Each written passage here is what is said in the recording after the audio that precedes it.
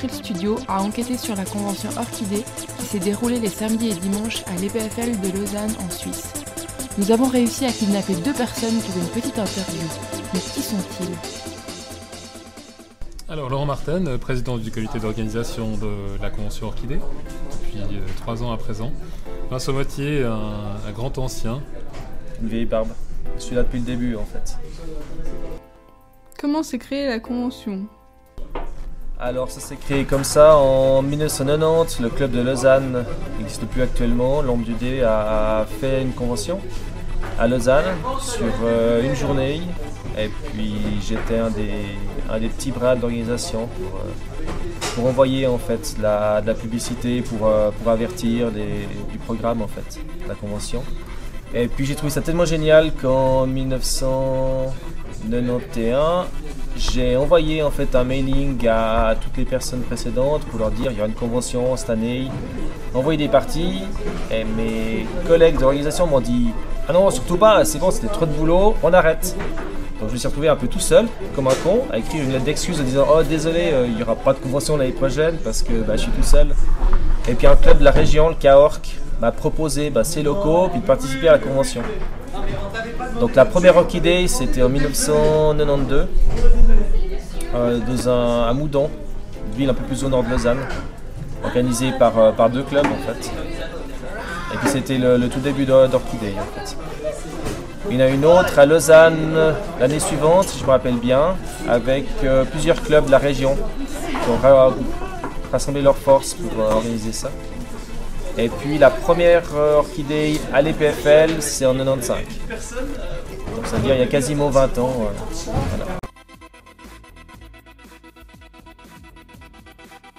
Mais qui organise Orchidée ? Alors il y a le club de jeux de Lausanne, le Space Fridge, qui participe énormément. Il y a pas mal de membres du comité qui sont membres aussi du Space Fridge. Mais c'est devenu un peu indépendant, il n'y a plus vraiment de...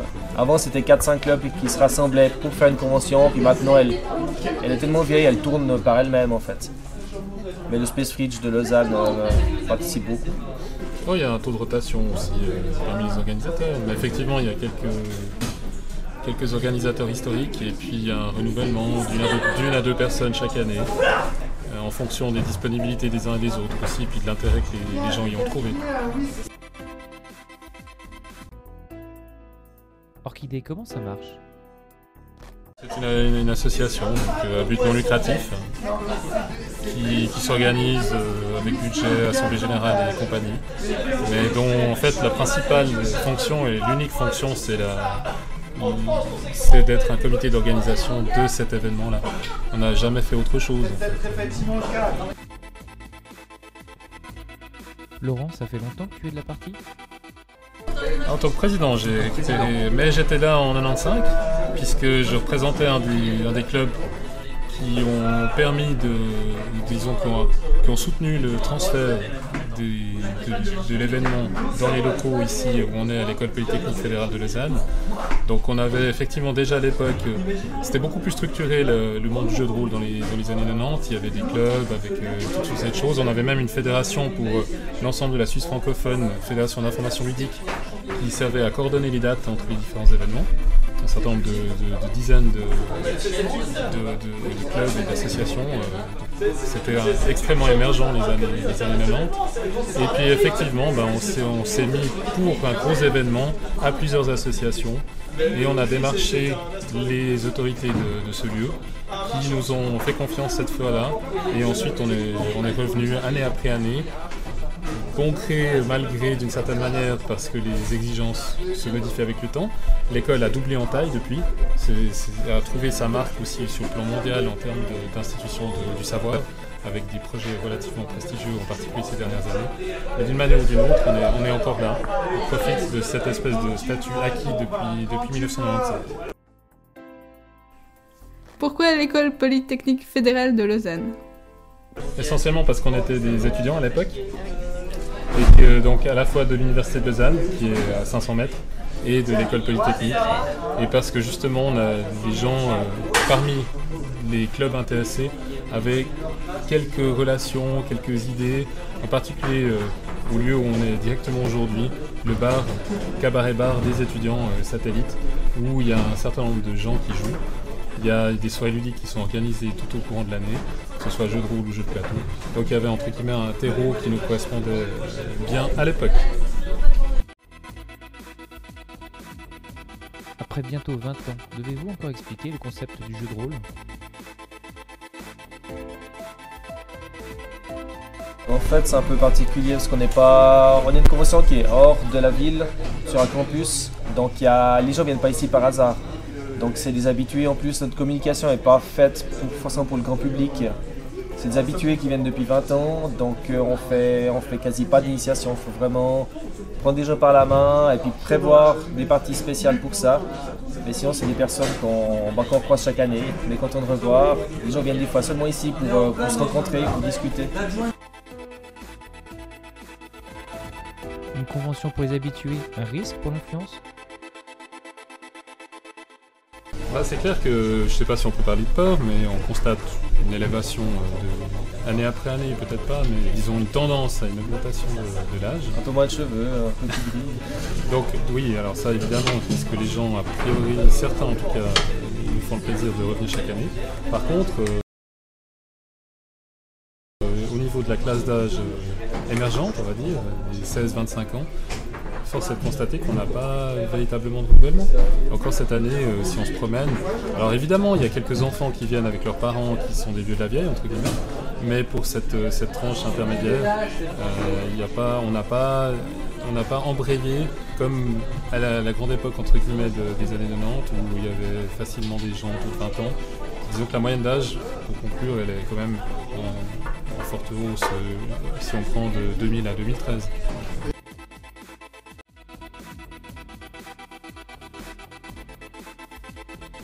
La baisse du jeu de rôle en Suisse romande, une fatalité ou un problème de communication?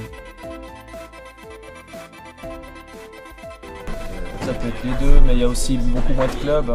Parce que les clubs, c'est un groupement de personnes qui étaient étudiants, qui avaient beaucoup de temps libre, qui ont passé beaucoup de temps à jouer, des week-ends entiers, et puis après ils ont d'autres priorités. Une famille, des enfants, un travail, et puis on n'a plus besoin d'un club pour jouer, donc on joue entre nous.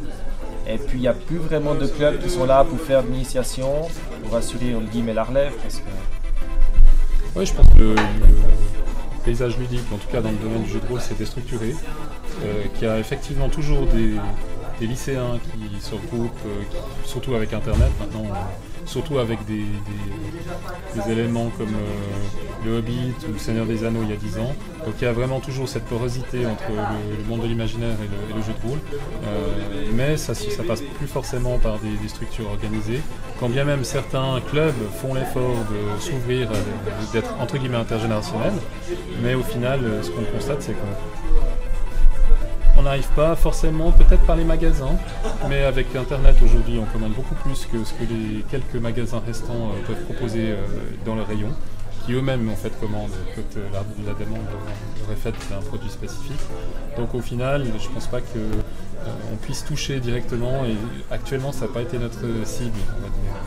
Alors il y a quelques années, je me suis posé la question d'un plafonnement, et on a eu effectivement une croissance liée aussi à un certain nombre d'activités nouvelles qu'on a proposées grâce à l'énergie de nouveaux organisateurs. Typiquement, on s'est ouvert sur le monde du jeu du grandeur nature, ce qui n'existait quasiment pas, sauf sous la forme d'une petite murder party à l'époque. Là maintenant, toute une série d'ateliers, il y a réellement une section grandeur nature qui s'est en fait implantée au sein de l'organisation, qui est entre guillemets sous-traitée avec des ateliers, des présentations qui sont faites durant une partie de l'événement. Et à l'autre bout, on va dire, Société Moderne également, a une association aussi sous-traitée la partie jeux de plateau, jeux de animation non-stop, puisque, force est d'admettre aussi, je l'en fais également, que l'âge venant, le temps se réduisant dans certaines proportions, il est préférable, disons, le jeu de plateau est privilégié pour toute une catégorie d'anciens rôlistes.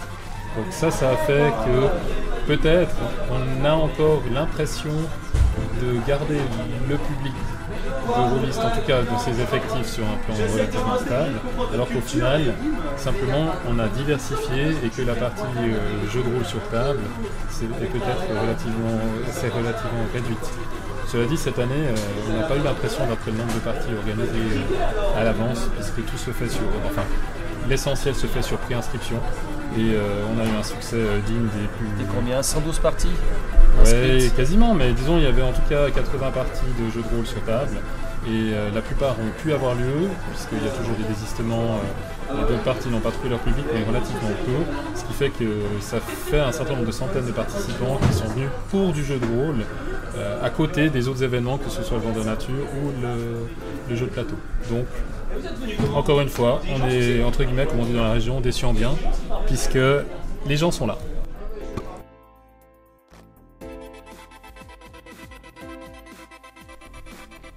Ils sont là, et même la nuit. Si on veut, mais il y en a quand même bien une centaine, voire plus, de participants qui font la totale. Entre guillemets, la nuit, ça c'est certain, puisque notre convention est ouverte non-stop durant la nuit, avec une bonne vingtaine de parties qui durent jusqu'à en tout cas 3h à 6h du matin.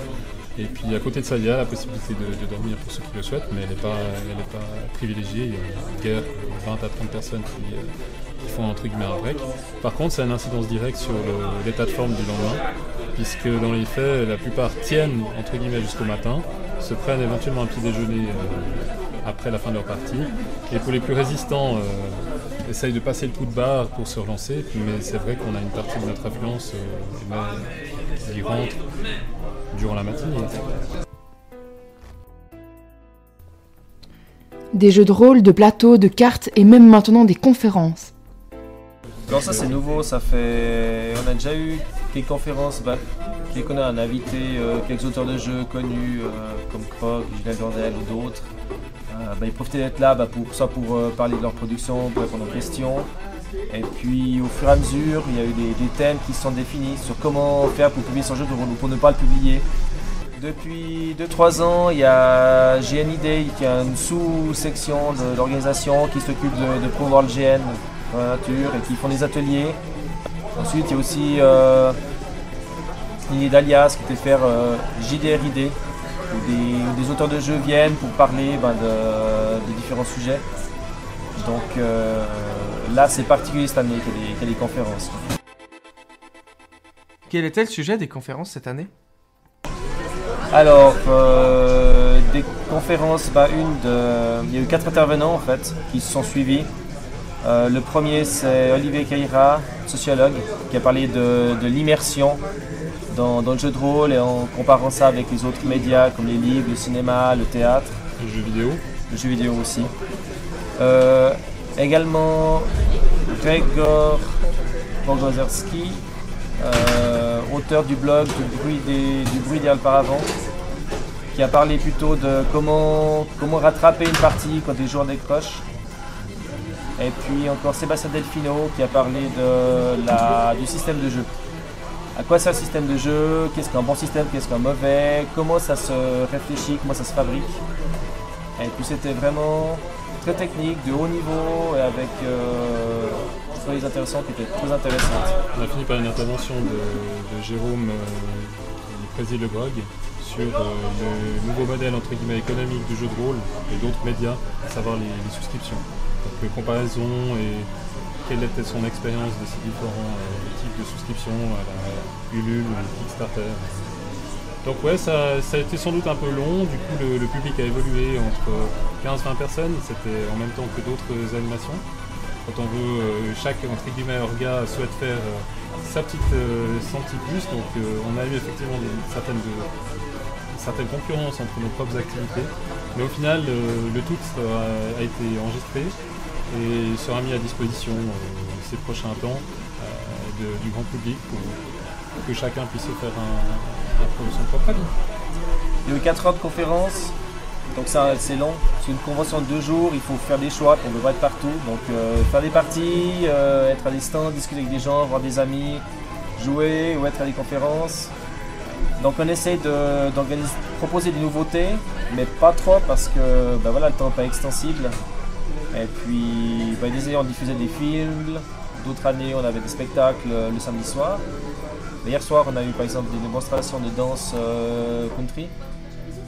Et puis on essaie d'avoir des à côté, des animations pour diversifier et puis rendre la convention conviviale. Mais vraiment le noyau dur, le principal, c'est les parties de jeux de rôle proposées à l'avance, on peut s'inscrire. Donc si on vient, on est sûr de pouvoir jouer.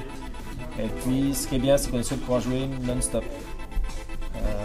Dans d'autres conventions où ça ferme à minuit ou à 2h, là il n'y a pas de rythme qui est cassé, on peut jouer toute la nuit si on a envie, si on a l'énergie aussi.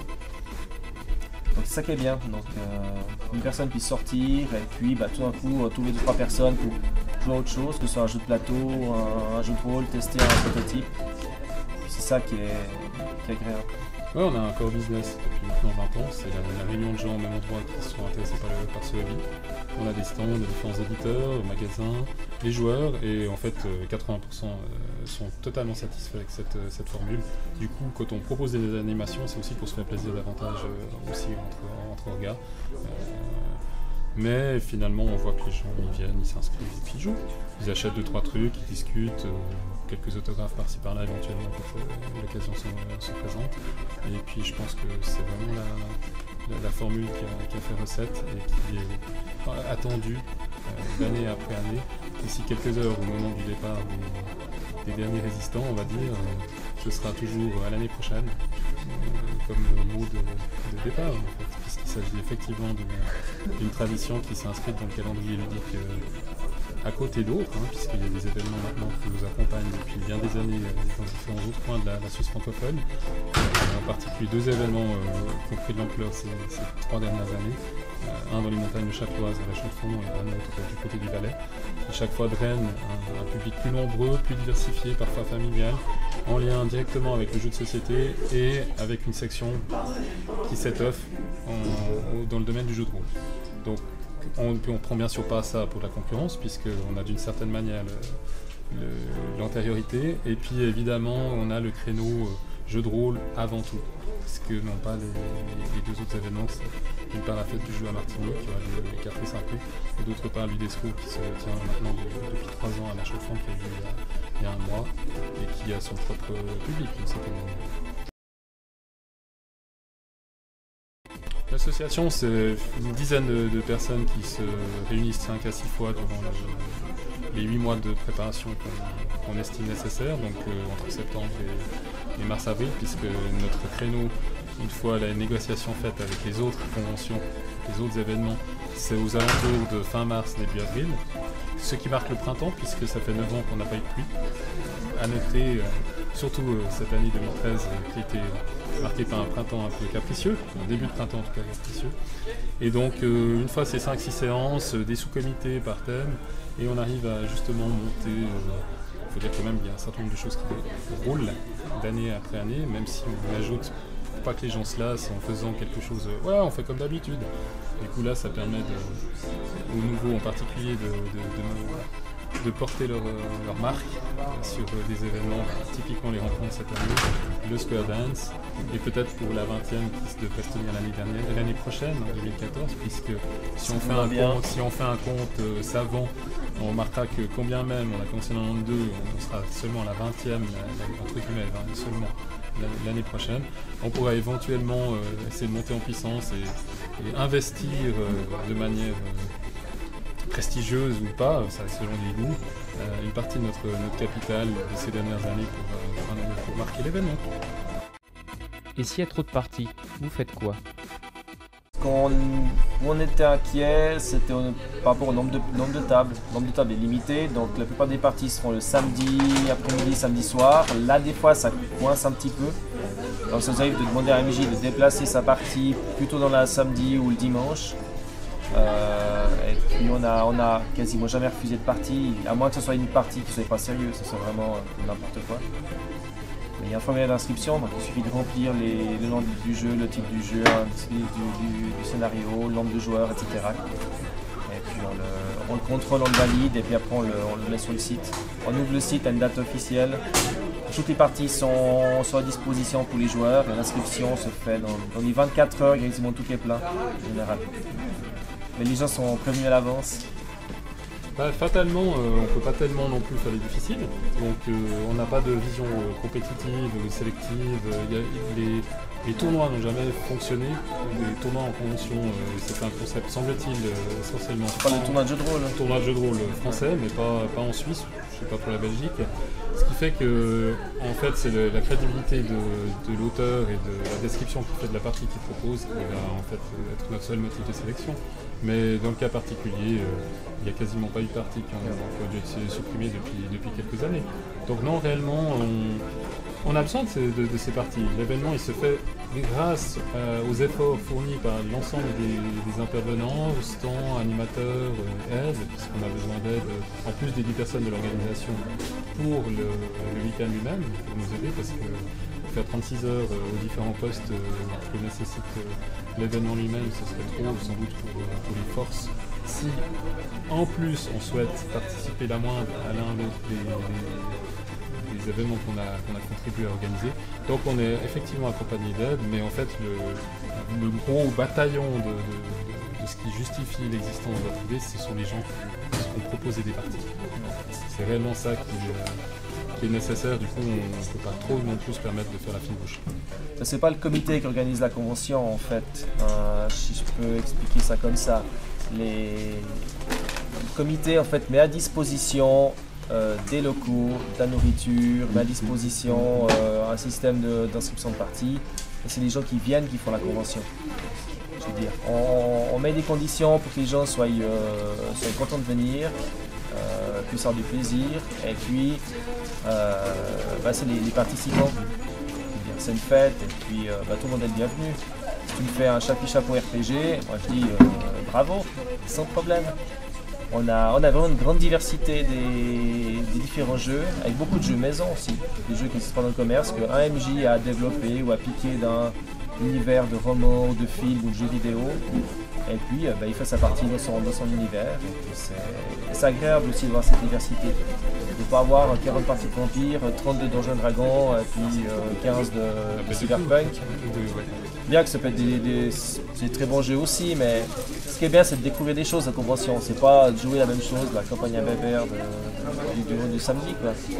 Le but, c'est vraiment de s'ouvrir un peu, de découvrir des nouveautés, et puis de tester des choses. Autant pour les joueurs que pour les MJ. C'est un lieu de rencontre avant tout. Cette année, on est au western. Oui, alors le thème western cette année, on avait fait un thème bisounours l'année dernière qui avait beaucoup fait jaser, puisqu'on n'est pas tout à fait dans un registre accepté par, disons, officiel dans le domaine du jeu de rôle, mais finalement la plupart des gens avaient accroché. Donc western, c'est vrai que c'est un peu un thème bateau, avec l'espace et puis les années folles, sans parler des médiévales fantastiques. Alors western, on l'avait jamais fait. C'est effectivement, on change, on essaye de proposer un thème chaque année. Pourquoi ça? Tout simplement déjà pour y crocher un figuré illustratif au niveau de la promo. Également pour nous donner un guideline, une ligne pas d'anglicisme, une ligne au niveau de l'activité et de l'animation cette année. La décoration aussi. La décoration pour marquer le coup. Et le puis éventuellement déguisé également dans le thème. Éventuellement, ouais, pour les orgas, pour nous, éventuellement déguisé plus ou moins. Et surtout, ça offre aussi une possibilité pour les gens qui viennent d'orienter leur préparation. Typiquement, on a eu un certain nombre de deadlines cette année, ce qui n'a pas empêché des donjons et dragons, de l'appel du Cthulhu, etc. Mais c'est vrai que si certains se sentent motivés, ça va peut-être leur faire le déclic pour partir dans cette direction-là, en s'appuyant sur des jeux dont l'univers se rattache à notre thème. Donc voilà un peu l'idée. Donc pour le marketing, comme ligne d'orientation et pour la décoration. Il n'y a pas réellement d'autres ambitions que de proposer un thème. En tout cas pas de contraintes quant aux intervenants dans l'événement. On ne peut pas se le permettre. Et les prochains thèmes? Post-apo peut-être. Ouais, post-apo, on a eu fait. On a fait steampunk, on a fait bien sûr médiéval, on a fait conspiration. Enfin, on a déjà touché un certain nombre d'éléments. dont depuis cette année qu'on a exprimé sur le site puisqu'on a un site internet www.orchidée.ch qui recense les contenus des anciennes éditions principalement. Donc, on peut y renvoyer, il y a tous les visuels depuis 95 qui figurent avec un certain nombre d'éléments techniques. Les thèmes à venir, il y aura sans doute un thème en lien avec la 20e édition. Ça, c'est un thème qui va être relativement bateau pour célébrer en fait la 20e. Et puis après, le fait est que ça dépendra beaucoup des gens qui organiseront. Et leurs idées qui viendront, qui seront soumises en comité et puis en fonction de ce qu'on peut en faire.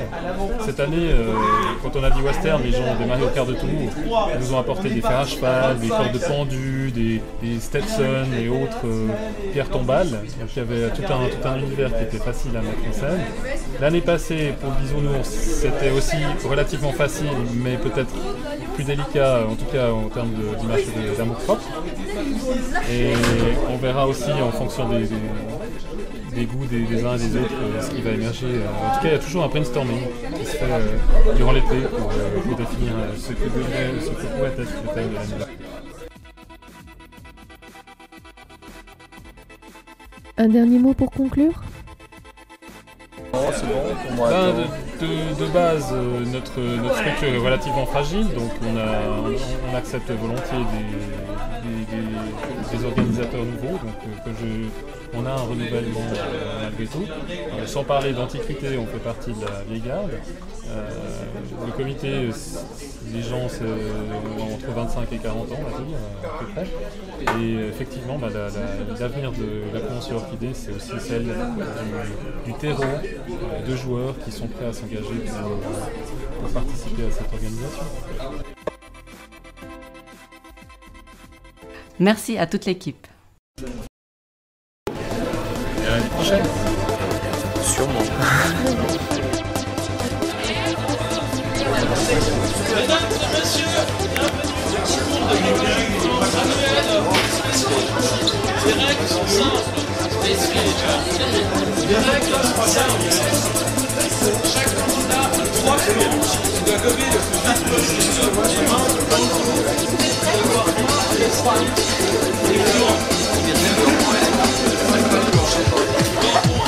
l'exception parce qu'on ne peut pas déchirer la table.